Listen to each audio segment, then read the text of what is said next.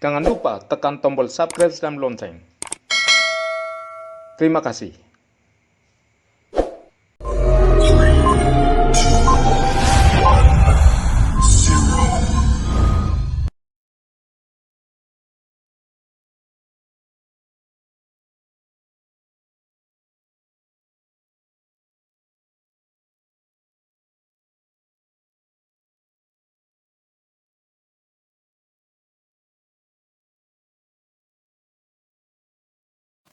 Terima kasih Bu Yuslinda. Saudara Dani, masukan saya ada sejumlah kesamaan dari masukan untuk masa-masa sebelumnya, ya.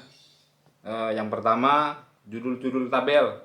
Judul-judul tabel itu jangan sebut variabel, tapi indikator. Indikator. Yaitu indikator nanti ujung-ujungnya indikator ini merupakan variabel dari suatu variabel tertentu gitu. Tapi jangan disebut dulu. Jangan disebut.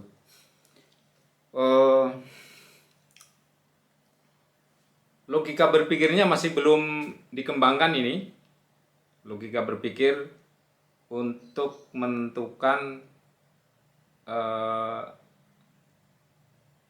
dari sejumlah indikator-indikator itu, kemudian keterkaitannya bagaimana, dipandu atau dilandasi dengan jurnal hasil penelitian terdahulu, sehingga membentuk tema-tema penelitian, ya, atau sejumlah riset question yang nantinya akan menjadi tema atau judul penelitian. Paham ya maksud saya? Ini? Ya, Pak. Oke. Iya, Pak. Kemudian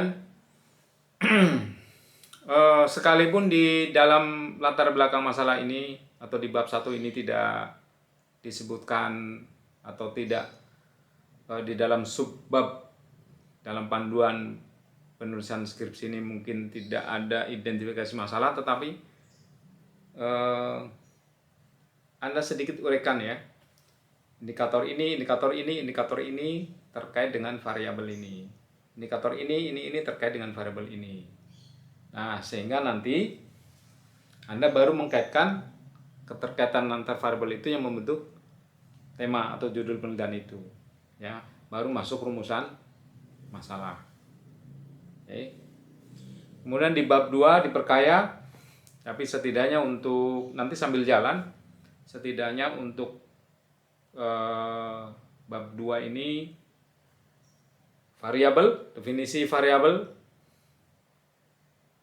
kemudian dimensi dan indikator itu harus ada.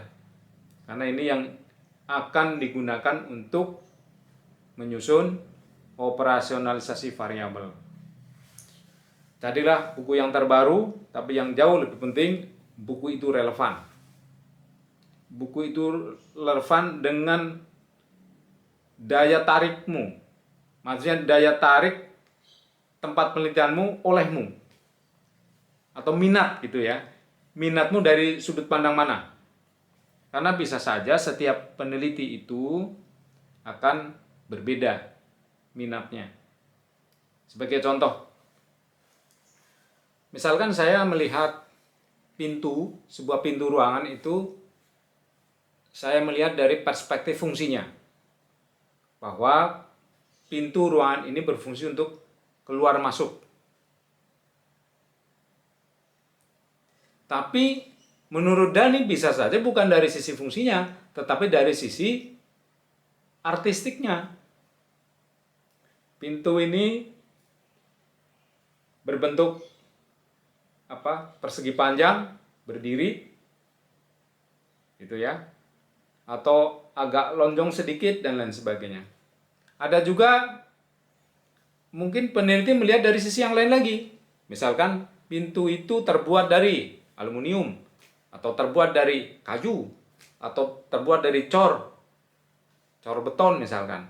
Dan ini kan setiap peneliti artinya mendefinisikan secara berbeda-beda dari suatu variabel berdasarkan sudut pandangnya, sudut pandang dan minatnya. Paham ya? Nah, sama dengan demikian, di dalam memilih buku pun seperti itu. Pilihlah buku yang terbaru, katakanlah 5 tahun terakhir sebagaimana ketentuan dalam pedoman penyusunan skripsi di kampus kita. Tetapi juga yang jauh lebih penting adalah relevansinya antara buku itu atau definisi-definisi variabel yang ada dalam buku itu dengan realitas, dengan sejumlah indikator-indikator yang ada di lapangan. Ya.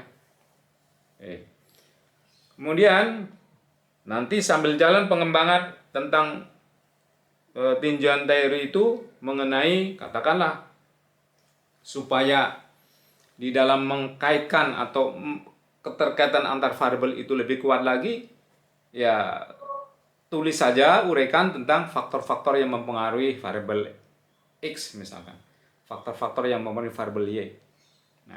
Nah ini juga harus dicari faktor-faktornya apa saja. Itu juga harus cari relevansinya dengan variabel-variabel yang ada di situ. Katakan Anda meneliti kan jumlahnya berapa? 4. Ada 4 variabel. Maka setidaknya variabel independen itu disebut. Gitu. Ya.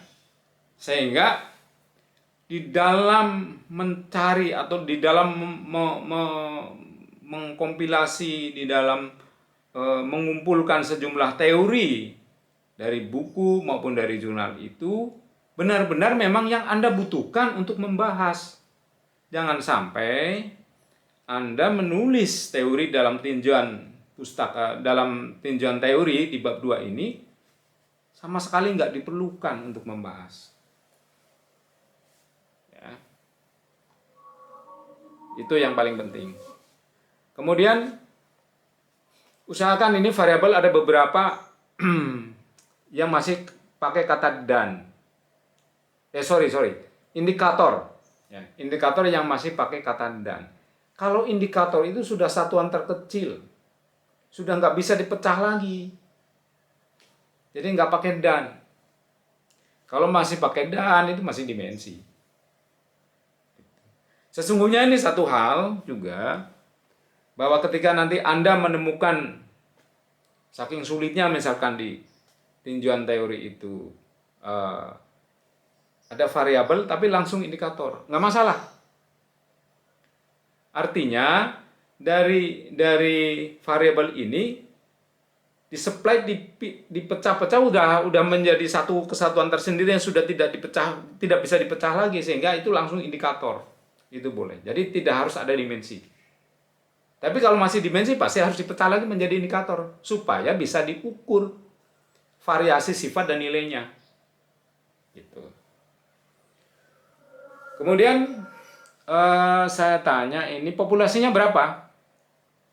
40, Pak. 40. Nggak terlalu sedikit ini. Apa sih perusahaannya? SMK, Pak. SMK. Sekolahan. SMK apa? SMK Al-Kausar.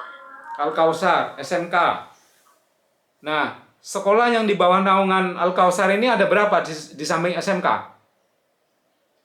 Ada SMP, SMA.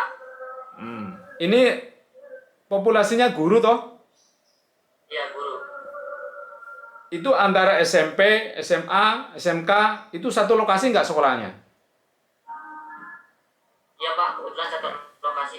Sebenarnya nggak apa-apa juga ya, sekali-sekali lah. Jangan hanya mahasiswa S1 ini kebanyakan cuma meneliti satu perusahaan atau satu katakan ini sekolah cuma satu sekolah. Nggak apa-apa, boleh ambil tiga-tiganya. Entah SMP, SMK maupun SMA. Itu boleh. Jadi nanti judulnya itu tempat penelitiannya adalah sekolah-sekolah yang berada di yayasan apa, Al-Kausar. Itu. Halo, ya kenapa? Saya bukan Sabtu. Apaan sih Sabtu? Ini Bu Juslinda lagi ngobrol sama Bu di ini dulu Bu, di unmute dulu biar suaranya nggak kedengaran sampai sini. Ya, saya lanjutkan ya. Jadi itu kalau misalkan Anda ini kekurangan populasi gitu ya. Kalau ini cuma 40 rasanya kok terlalu sedikit ya. Tapi kalau misalkan ditambah satu sekolah lagi, yang tadi SMK tambah SMP, jumlahnya tambah SMA, jumlahnya 125 misalkan. Saya rasa nggak terlalu banyak. Itu. Dan itu masih bisa digunakan dengan untuk metode penentuan sampelnya itu bisa menggunakan Slovin katakan gitu. Kemudian masalah kuesioner ini nanti untuk skala pengukurannya perlu kita diskusikan lebih lanjut. Jadi ini tidak harus menjadi kata dari sangat setuju sampai sangat tidak setuju, karena biasanya saya membimbing mahasiswa itu yang namanya kuesioner ya bentuknya pertanyaan bukan pernyataan. Gitu. Jadi tapi tidak apa-apa kalau untuk sekedar melengkapi dulu, tidak apa-apa karena sifatnya sementara. Artinya gini, sepanjang ini proposal, ya, bahkan sampai sudah melakukan penelitian pun sebelum dilakukan ujian skripsi masih memungkinkan untuk dilakukan perubahan. Saya rasa itu dari saya, Bu Juslinda. Terima kasih. Jangan lupa tekan tombol subscribe dan lonceng. Terima kasih.